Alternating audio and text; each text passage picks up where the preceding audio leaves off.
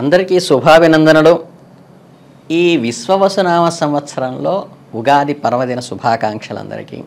రాసుల్లో 3వ రాశి మిథున రాశి యొక్క ఫలితాలు ఎలా ఉంటాయో సంవత్సరం చూద్దాము. ఈ మృగశిరలో మిగిలిన 3-4 పాదాలు, ఆరుద్రలో 1, 2, 3, 4 పాదాలు, పునర్వసులో 1, 2, 3 పాదాల వాళ్ళ మిథున రాశికి వస్తారు.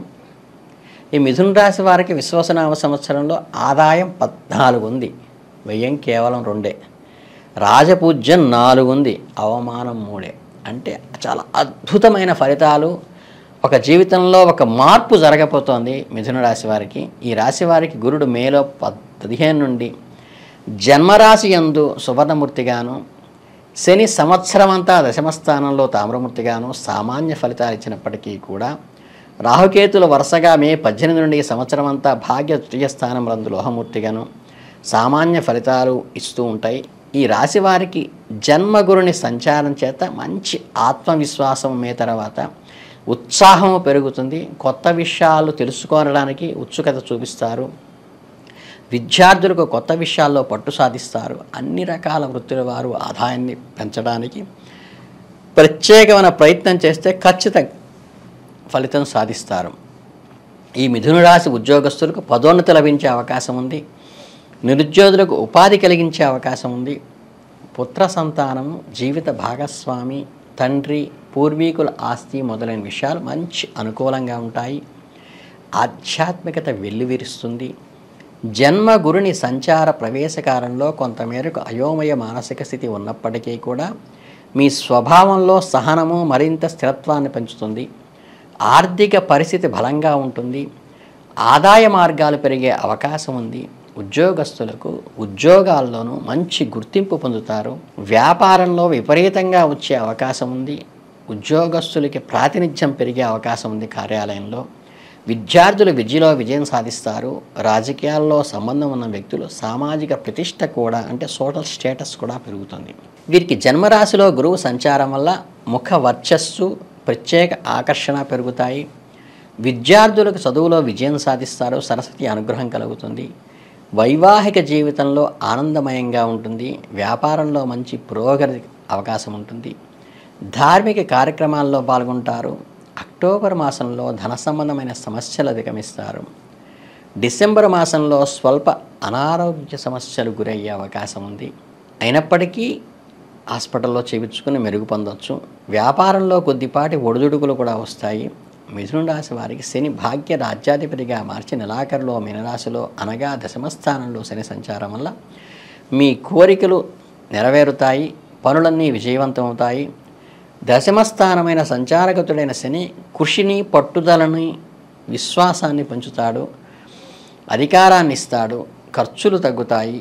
ఉద్యోగస్తులపై అధికారులకు అండగా ఉండి వారికి కట్టుబడి ఉంటారు. మీరు మీ తల్లిదండ్రులు అనారోగ్యానికి గురయ్యే అవకాశం ఉన్నది కాబట్టి కొంచెం జాగ్రత్త వహించండి. మీ జీవిత భాగస్వామితో మంచి సత్సంబంధాలు కొనసాగుతాయి. సంతానం ఉన్నత విద్య లాభిస్తాయి. వారసత్వంగా సంక్రమించవలసిన ఆస్తి మీకు దక్కుతుంది. కానీ మాటల విషయంలో కొంచెం అదుపులో ఉంచుకోవటం మంచిది.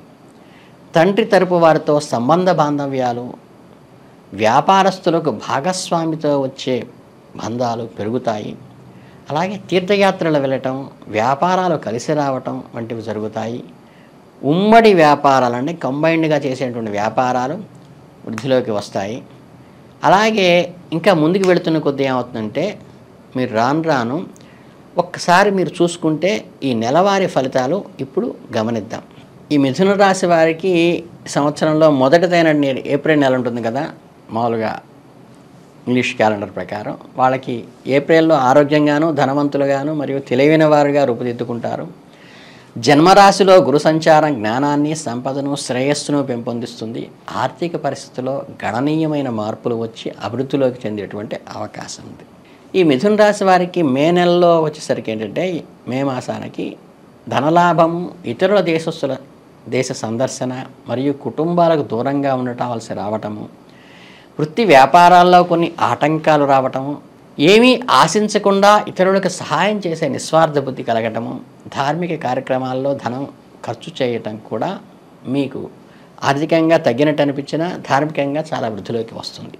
ఈ మిథున రాశి వారికి జూన్ నెలకి వచ్చేసరికి స్నేహితులు, బంధువులు, తోబుట్టులతో కలిసి పుణ్యక్షేత్రాలు సందర్శించడానికి ఎక్కువ ప్రాధాన్యత ఇస్తారు. దూర ప్రయాణాలు చేస్తారు. మీ మనస్సు ఆహ్లాదకరమైన ప్రదేశాన్ని ఎన్నుకుని అక్కడికి వెళ్ళి వచ్చేటువంటి అవకాశం, మనోతృప్తి కలిగే అవకాశం ఉంది. ఇక జూలై మాసానికి వచ్చేసరికి మీరు పనిచేసే కొన్ని చోట్ల ఒడిదుడుకులు, నచ్చని ప్రదేశాలకు చిన్న చిన్న బదిలీలు, అధిక ధనం ఖర్చు చేయటము, ఇతరులను ఆకట్టుకోవటానికి ప్రయత్నం చేయవలసి రావటం జరిగే అవకాశం ఉంది. కాబట్టి కొంచెం సంయమనం పాటించండి. ఆగస్టు మాసానికి వచ్చే దూర ప్రయాణాలు చేస్తారు. చక్కగా పుణ్యక్షేత్రాల్లోనూ ఆహ్లాదకరమైన ప్రదేశాలు తిరుగుతారు. పవిత్ర నదుల్లో కూడా స్నానం చేస్తారు. ఆర్థిక హెచ్చుతగ్గులకు అంటే ఫైనాన్షియల్ వీటికి ఇబ్బందులు వస్తాయి కాబట్టి సంయమనంలో పాటించండి. సెప్టెంబర్ మాసంలో వచ్చేసరికి ఆరోగ్య సమస్యలు మీ తండ్రికి ఇబ్బంది పెట్టవచ్చు. అవసరమైతే వైద్యుడిని కూడా సంప్రదించవలసి రావచ్చు. కాబట్టి తండ్రి ఆరోగ్యంలో జాగ్రత్త తీసుకోవడం, కుటుంబం అంతా సౌఖ్యం బాగానే ఉంటుంది. అక్టోబర్ మాసానికి వచ్చేసరికి సహోద్యోగులు మీకు మద్దతు ఇస్తారు. ఈ సమయంలో మీరు చేసే పని విషయంలో అధిక శ్రద్ధతో ముందుకు వెళతారు. ఈ సమయంలో కొన్ని శారీరక సమస్యలు మీ తోబుట్టువులకి ఇబ్బంది పెట్టవచ్చు. ఏది ఏమైనప్పటికీ కుటుంబ సౌఖ్యం పెరుగుతుంది. అందరూ ఆహ్లాదంగానే ఉంటారు. నవంబర్ మాసానికి వచ్చేసరికి మీరు ఆస్తిని కొనుగోలు చేయటం కానీ కృతకృత్యులు అవుతారు. వ్యాపారాలకు సంబంధించిన కఠిన నిర్ణయాలు తీసుకోవాల్సిన అవసరం వస్తుంది. దానివల్ల ఆర్థికంగా లాభపడతారు, సంతుష్టి అవుతారు. డిసెంబర్ మాసానికి వచ్చేసరికి విద్యార్థులు పోటీ పరీక్షల్లో రాణిస్తారు. అన్ని ప్రయత్నాలు విజయం సాధిస్తారు. ఆర్థిక పరిస్థితి మెరుగుపడుతుంది. ఆదాయ వర్గాలు పెరుగుతాయి. సంతోషంగా ఉంటూ సమాజంలో గౌరవాన్ని కూడా పొందుతారు. ఇక జనవరి అంటే 2026 జనవరికి వచ్చేసరికి వృత్తిపరంగా ప్రమోషను లేదా వ్యాపారంలో లాభాలు వచ్చే అవకాశం ఉన్నాయి. ప్రయోజనం చేకూర్చే ఆదాయ వనరులు కూడా మంచిగా ఆస్వాదించి తృప్తిగా ఉంటారు. ఇక ఫిబ్రవరి నెల 2026కి వచ్చేసరికి అన్ని సమస్యలు అధిగమించి మంచి మానసికంగా దృఢత్వం పెరుగుతుంది. శారీరకంగా మరియు మానసికంగా దృఢంగా చేస్తుంది. మీరు కళ్యాణం లాంటి శుభకార్యాలు ఇంట్లో చేసేటువంటి అవకాశం వస్తుంది.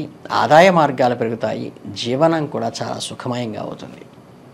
ఇక ఈ విశ్వావసునామ సంవత్సరం చివరి నెలైనటువంటి మార్చి 2026లో మిథున రాశి వారికి ముఖవర్చస్సు, శారీరక సౌష్ఠవం పెరుగుతుంది. తెలివితేటలు ఇతరులను ప్రభావితం చేసి వాళ్ళని ఆకట్టుకునే నాయకత్వ లక్షణాలు పెరుగుతాయి. ధనం కూడా నిల్వ చేయటం వంటిది జరుగుతుంది. ఓవరాల్గా చూస్తే ఏంటంటే ఈ విశ్వవసునామ సంవత్సరం అంతా కూడా అత్యధికమైన ఆదాయము, అతి తక్కువైన వ్యయము ఉండటం వల్ల ఏంటంటే మంచి ఆర్థిక పరిపుష్టి కలుగుతుంది. అలాగే ఉద్యోగంలో వృద్ధి, 10 మందిని ఆకట్టుకునేటువంటి శక్తి, సమాజంలో గౌరవం కూడా పెరుగుతాయి. కాబట్టి మీరు చక్కగా ఆదిత్య హృదయాన్ని నిత్యం పాటించుకోండి. గురు సంబంధమైన స్తోత్రాలు చేయటం వల్ల కూడా మీరు అద్భుతమైన ఫలితాలు వస్తాయి. కాబట్టి అమ్మవారిని కూడా ఆరాధిస్తూ ఉండండి. చక్కగా ఈ దైవారాధనే మీకు వెన్నుదండగా ఉండి మీకు మంచి వృద్ధిలోకి తీసుకొస్తుంది. ఒక అద్భుతమైన సంవత్సరంగా ఈ విశ్వవసునామ సంవత్సరం మిథున రాశి వారికి కలుగుతుంది. అందరికీ ఆయురారోగ్య ఐశ్వర్యాలు కలగాలని మనస్ఫూర్తిగా కోరుకుంటూ ధన్యవాదాలు.